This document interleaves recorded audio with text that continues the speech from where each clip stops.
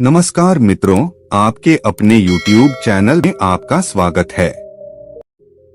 दोस्तों, ये 3 बात अपने दिमाग में बिठा लो, रंग से राजा बन जाओगे।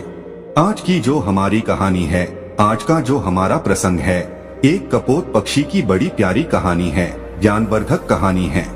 दोस्तों, इस कहानी को पूरा सुने, ये कहानी बड़ी मोटिवेशनल कहानी है। ये कहानी आपको आपके जीवन में ढेर सारी प्रेरणा देगी। इस कहानी को यदि आप गौर से सुनते हैं और इसकी 3 बातों पर यदि आप अमल करते हैं, तो प्रिय दर्शकों, आप इस संसार में किसी भी कोने में रहें, संसार के किसी भी कोने में घूमें, आप कभी भी किसी भी संकट में नहीं पड़ सकते। ये कहानी आपको आपके जीवन में ढेर सारी प्रेरणा देगी। इस कहानी में ऐसी 3 ज्ञानवर्धक बातें हैं, इनको आप जरूर सुने। दोस्तों, शुरू करते हैं आज की प्यारी सी कहानी। एक जंगल में 2 कपोतक पक्षी रहते थे। बारिश का मौसम था, झिलमिल झिलमिल बारिश बरस रही थी। तब दोनों कपोतक पक्षी एक वटवृक्ष के खोखले में जाके बैठ जाते हैं और बारिश मूसलाधार बरसने लगती है। तभी उनके पास एक तीसरा कपोतक पक्षी उड़ता हुआ और भीगता हुआ आता है और उनसे कहता है कि थोड़ी जगह मुझे भी दे दीजिए, मैं बारिश में भीग रहा हूँ। लेकिन उस वटवृक्ष के खोखले में इतनी पर्याप्त जगह नहीं थी कि 3 पक्षी आ सके, क्योंकि दोनों पहले बैठे हुए थे। क्योंकि इतनी ही पर्याप्त जगह थी जिसमें दोनों बैठे हुए थे। अब तीसरा पक्षी उड़ता हुआ भीगता आता है और उनसे जिद करने लगता है और उनसे कहता है कि आप मुझे थोड़ी जगह दे दीजिए, मेरी सहायता कीजिए। जब दोनों पक्षी ही जो पहले से बैठे हुए थे वो इनकार कर देते हैं, वो कहते हैं कि यहाँ पे इतनी पर्याप्त जगह नहीं है जो हम आपको बिठा सकें। तब वह भीगता हुआ पक्षी कहता है कि तुम मूर्ख तो नहीं हो जो मुझे जगह नहीं दे रहे हो। तब वो दोनों पक्षी कहते हैं कि भाई, हमारे पास इतनी पर्याप्त जगह नहीं है, हम दोनों ही बड़ी मुश्किल से इसके अंदर बैठे हैं। लेकिन फिर से वो कहता है कि तुम दोनों ही मूर्खों हो। वो दोनों पक्षी फिर से कहते कि भाई, यदि हमारे पास जगह होती तो हम आपको जरूर बिठाते, लेकिन आप खुद देख लीजिए, हमारे पास इतनी पर्याप्त जगह नहीं है कि हम आपको बिठा सकें। अंततः वो भीगता हुआ कपोत पक्षी उन पक्षियों के ऊपर जाके बैठ जाता है। तब दोनों पक्षी ही उसको धक्का मार के और फिर से नीचे गिरा देते हैं। वह फिर से नीचे से उड़ता है और फिर कहता है कि तुम दोनों बिल्कुल मूर्ख हो, और फिर से उनके ऊपर जाके बैठ जाता है और फिर से वो पक्षी उसको धक्का मार के नीचे गिरा देते हैं। इसी तरह काफी देर चलता रहता है और वो उड़ता हुआ पक्षी उनसे बार बार कहता है कि तुम दोनों मूर्ख हो, तुम दोनों सबसे बड़े मूर्ख हो। हर बार वो इसी बात को कहता। जब वो थक जाते हैं तो भीगता हुआ पक्षी वहाँ से उड़ के चला जाता है और वो दोनों पक्षी उसी वट वृक्ष के खोखले में बैठे रहते हैं। तब उस कपोतक पक्षी की पत्नी अपने पति से कहती है कि पिया जी, अभी जो पक्षी आया था कि ये बार बार हम दोनों से मूर्ख कह रहा था। ये कह रहा था कि तुम दोनों मूर्ख हो, कि तुम मूर्ख तो नहीं हो। वो बार बार इसी बात को कह रहा था। तो ये मूर्ख होता कौन है? मूर्ख होता कैसा है? मूर्ख दिखता कैसा है? आप मुझे इस बात को बताइए। तो दोस्तों, तभी कपोतक पक्षी अपनी पत्नी को एक कहानी सुनाता है और वो कहता है कि प्रिय, इस कहानी को यदि आप ध्यान से सुनोगी तो आपको ये पता चलेगा कि मूर्ख कौन होता है। तब वो अपनी पत्नी को कहानी सुनाता है और उसकी पत्नी बड़ी गौर से और बड़े ध्यान से सुनती है। कपोतक पक्षी कहानी शुरू करता है और वो कहता है कि एक नगर में एक सेठ रहता था। उसी का एक पुत्र था। सेठ ने अपने पुत्र की शादी कर दी और शादी करने के बाद सेठ का लड़का शहर चला जाता है कमाने के लिए, और सेठ के लड़के की पत्नी घर पे रहती है। एक दिन सेठ के लड़के की पत्नी पनघट पर स्नान करने के लिए जाती है और वहाँ पे स्नान करने लग जाती है। तभी उसके पास में 3 राह चलने वाले व्यक्ति आते हैं और सेठ के लड़के की पत्नी से कहते हैं कि बाई, हम बड़ी दूर से आए हैं और हमें बहुत तगड़ी प्यास लग रही है, इसलिए आप थोड़ा हमें जल पिला दीजिए। उस वक्त सेठ के लड़के की पत्नी के बदन पर इतने कपड़े नहीं थे, क्योंकि वो इस समय स्नान कर रही थी।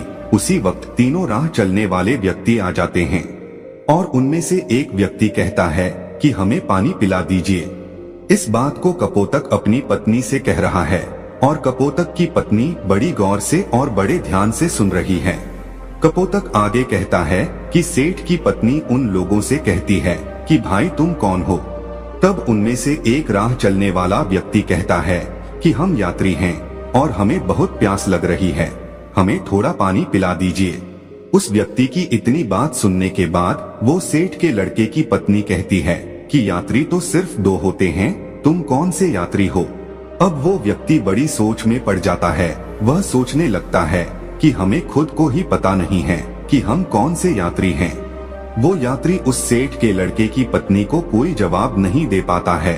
तभी दूसरा व्यक्ति बोलता है और वो कहता है कि मुझे बहुत तगड़ी प्यास लग रही है और प्यास के मारे मेरे हलक सूखे जा रहे हैं, इसलिए आप मुझे पानी पिला दीजिए।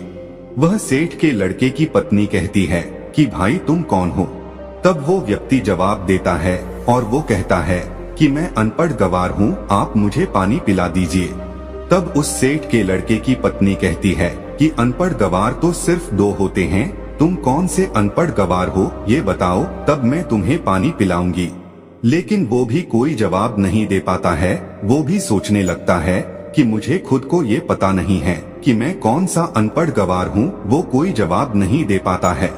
फिर तीसरा व्यक्ति कहता है कि बहन जी मुझे पानी पिला दीजिए, प्यास के मारे मेरे प्राण निकले जा रहे हैं, यदि कुछ देर मुझे और पानी नहीं मिला तो मेरे प्राण ही निकल जाएंगे, इसलिए आप मुझे पानी पिला दीजिए। तब सेठ के लड़के की पत्नी उस व्यक्ति से कहती है कि भाई तुम कौन हो, तुम बताओ, यदि तुमने बता दिया तो मैं तुम्हें जरूर पानी पिला दूंगी। वह कहता है कि मैं मूर्ख हूँ, आप मुझे पानी पिला दीजिए। अब सेठ के लड़के की पत्नी कहती है कि इस संसार में 2 प्रकार के मूर्ख होते हैं, तुम कौन से मूर्ख हो। दोस्तों अब वो भी इस सवाल का कोई जवाब नहीं दे पाता है। वो भी बड़े सोच में पड़ जाता है कि मुझको खुद को पता नहीं है कि मैं कौन सा मूर्ख हूँ। उसको कुछ सूझता नहीं है, कुछ आता नहीं है, कुछ जाता नहीं है।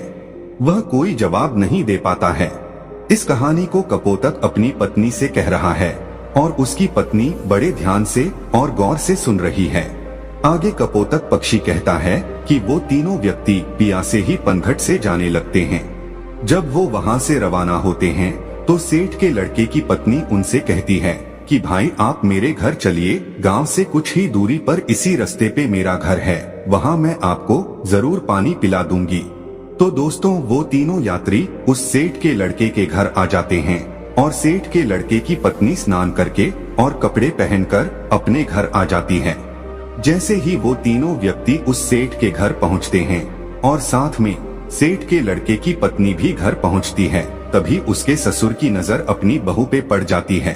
तब उसका ससुर सोचने लगता है कि मेरी बहू किन मर्दों के साथ घूम रही है, इसका पति विदेश गया हुआ है, इसका पति बाहर गया हुआ है कमाने के लिए और ये पराये मर्दों के साथ घूम रही है।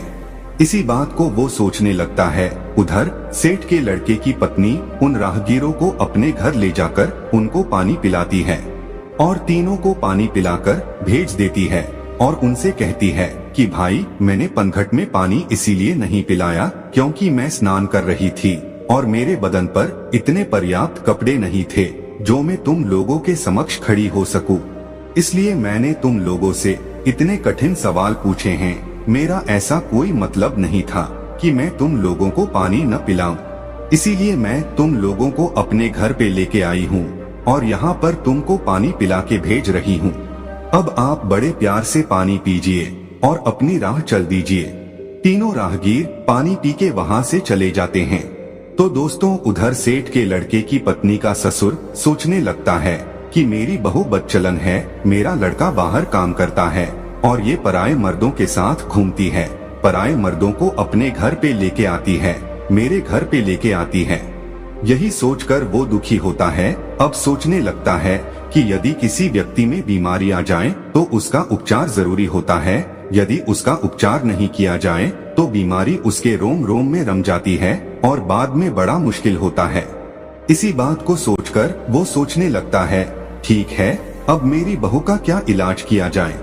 ये भी बदचलन हो गई, बदमाश हो गई है, पराये मर्दों के संग घूमती है, इसका पति बाहर रहता है इसलिए ये बिगड़ चुकी है।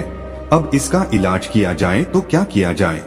अब सोचने लगता है कि क्यों ना मैं इसका फैसला राजा से करवा। तो दोस्तों इसी बात को सोचकर उस महिला का ससुर राजा के दरबार में पहुंच जाता है और राजा को ये सारी घटना सुना देता है। तभी राजा अपने सैनिकों को आदेश देता है कि जाओ, सेठ के लड़के की बहू को तुरंत दरबार में हाजिर किया जाए। दोस्तों इस बात को कपोतक पक्षी अपनी पत्नी से कह रहा है और उनकी पत्नी बड़े ध्यान से और बड़ी गौर से सुन रही है। तभी राजा के सैनिक सेठ के लड़के की पत्नी के पास जाते हैं और उनसे कहते हैं कि तुम्हें महाराज ने दरबार में हाजिर होने का हुक्म दिया है और तुम दरबार में चलो। तभी सेठ के लड़के की पत्नी कहती है कि भाई, आप सबसे पहले अपने राजा से ये पूछकर आइए कि उन्होंने मुझे किस रूप में बुलाया है, बेटी के रूप में बुलाया है या बहू के रूप में बुलाया है या माँ के रूप में बुलाया है, किस रूप में उसने मुझे दरबार में बुलाया है।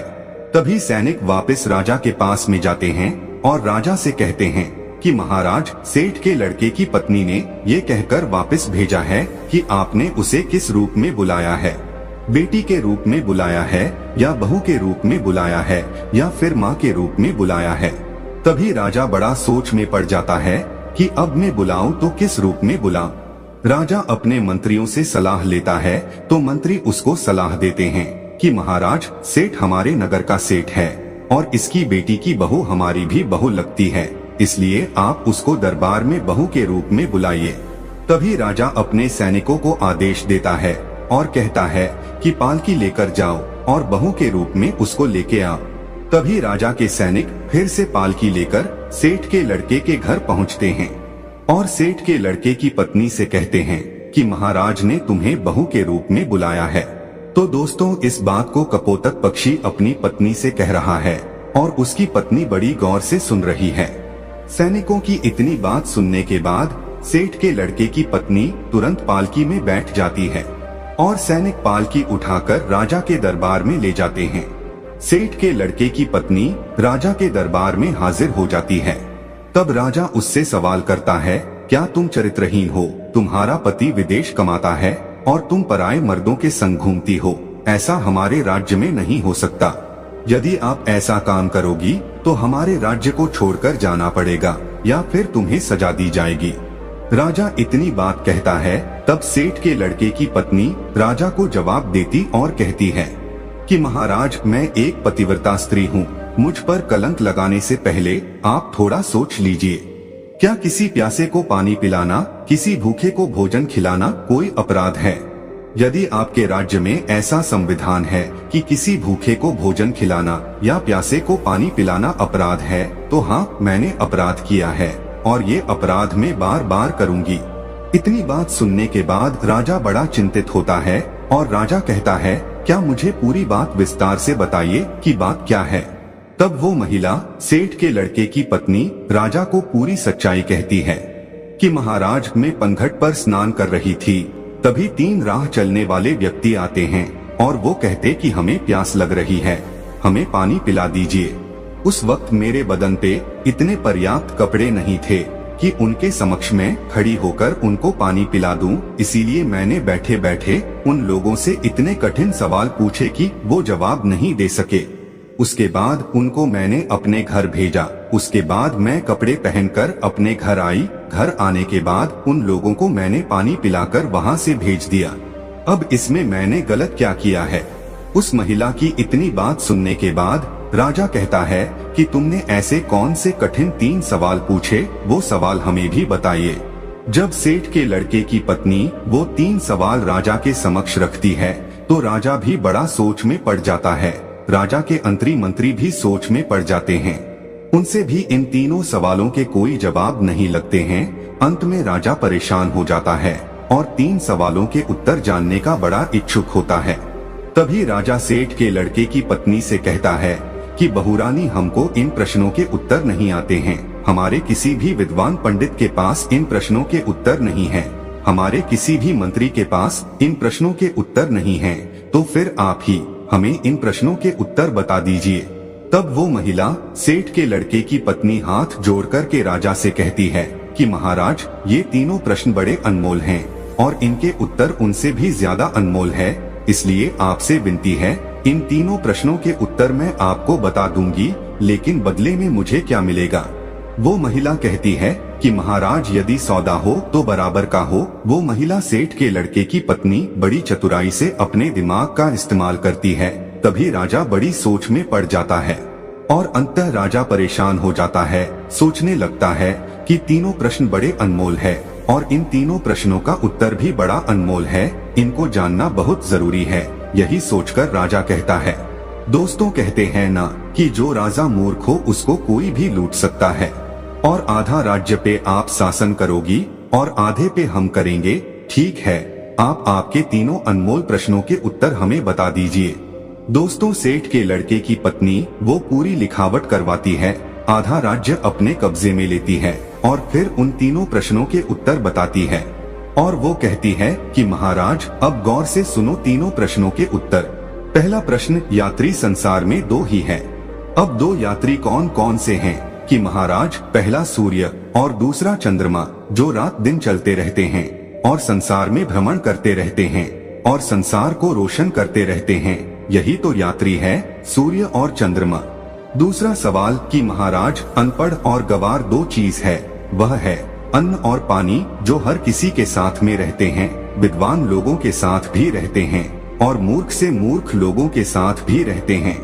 उनका लालन पालन करते रहते हैं।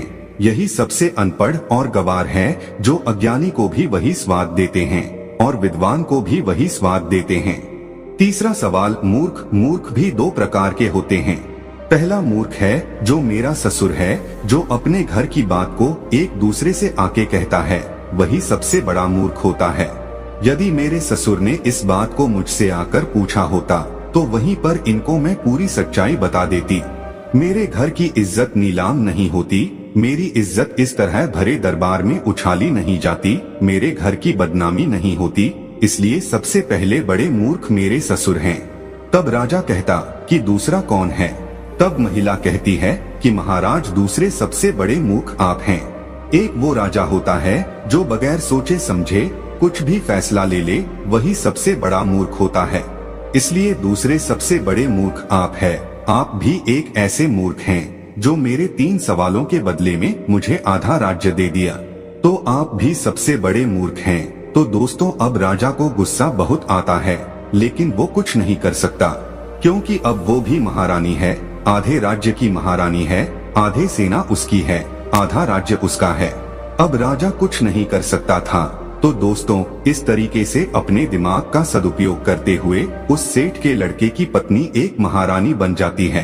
तब कपोतक पक्षी अपनी पत्नी से कहता है कि प्रिय, सबसे बड़ा मूर्ख वही होता है जो अपने घर की बात को बाहर निकाल दे, अपनी घर की बात को अन्य लोगों से कहे, अपनी घर की बात को एक दूसरे से कहता रहे, अपनी घर की बात को अपने घर में ना रखे, वही सबसे बड़ा मूर्ख होता है। और दूसरा मूर्ख वो होता है जो किसी के कहने पर भी अपना सब कुछ लुटा दे। ये 2 प्रकार के ऐसे मूर्ख होते हैं, इनका कुछ नहीं हो सकता। तब कपोतक की पत्नी की ये बात समझ में आती है कि संसार में मूर्ख कौन होता है। इसीलिए कहते हैं कि अपने दिमाग का सही समय आने पर जो बंदा सही उपयोग करता है, वो अपने जीवन में हमेशा कामयाबी पाता है। इसीलिए दोस्तों, हमेशा अपने दिमाग को सही जगह और सही निशाना लगाकर के चलाइए, आप कभी भी फेल नहीं हो सकते। जो लोग अपने दिमाग का सही सदुपयोग नहीं करते हैं, वो लोग हमेशा पीछे रहते हैं और एक दिन ऐसा आता है कि उनका पतन हो जाता है। इसलिए अपने दिमाग का, अपनी बुद्धि का सही उपयोग करें। हम उम्मीद करते हैं कि दोस्तों इस कहानी से आप ढेर सारी प्रेरणा लेंगे। तो दोस्तों, यह कहानी आपको कैसी लगी हमें कमेंट सेक्शन में जरूर बताना, और अच्छी लगी हो तो इस चैनल को सब्सक्राइब जरूर कर लेना।